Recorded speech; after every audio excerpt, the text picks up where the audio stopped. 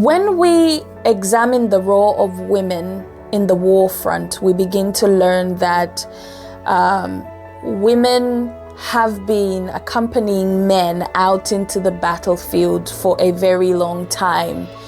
However, when we search the history, we may find that although they've been in the battlefield for a long time, their place was mainly with unofficial job titles such as cooks or seamstresses. You may be surprised or may not be surprised that some of them actually went out as prostitutes, and that was their role. Some of them were wives out in the battlefield. And so we have these kind of variant job roles that women are occupying right way back, like 1850s, for example.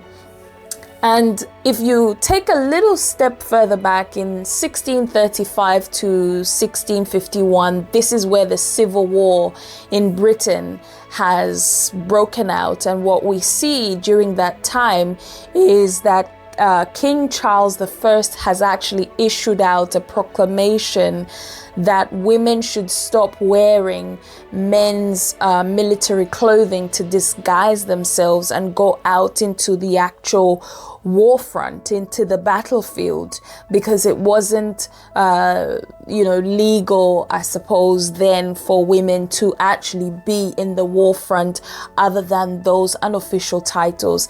1688 to 1713, which is sort of the next time frame, alongside that, we see Christine Kit Kavanagh disguises herself as a male soldier taking part in the campaign of King William III and the Duke of Marlborough. So we can see this progression of women slipping through the net out of these, confined sort of career titles or job titles, and they actually want to be part of the war. Another last example I might give in history between 1740 and 1748, you might know her, Hannah Snell. Now, Hannah Snell in 1748 also disguises herself, and she's captured of the French colony, and she is involved in the Battle of the June 1749, which is of the Dakota, if I'm saying that correctly.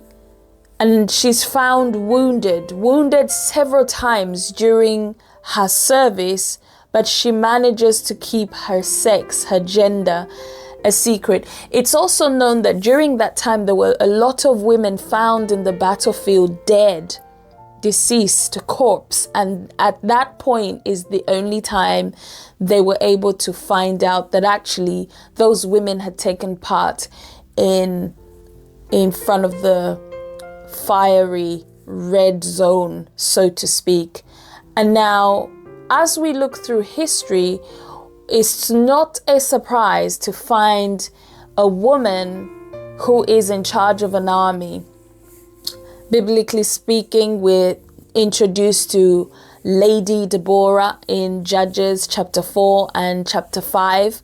That's where we're going to be hanging out on Monday. So I want to encourage you to come along, because we're not just examining the history outside of the Bible, but examining the history of this particular woman. Why are we interested in looking at Deborah? Well, this is a new series on looking at women in the Bible in order to examine their purpose, how they're able to execute that. We just happen to start in the red zone, where we are examining Lady Deborah and how it is that she does not occupy the title of a seamstress or a cook or a prostitute or a wife, although she is a wife.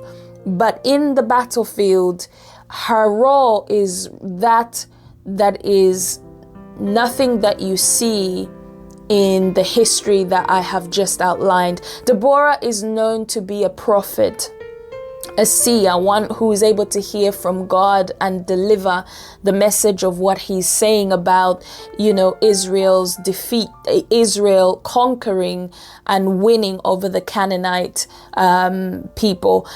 She is known to be a judge and sitting under the palm tree where people come to get her input, her advice, and her leadership, her judgment over certain situations that are affecting the people in that region, in that era, at that time.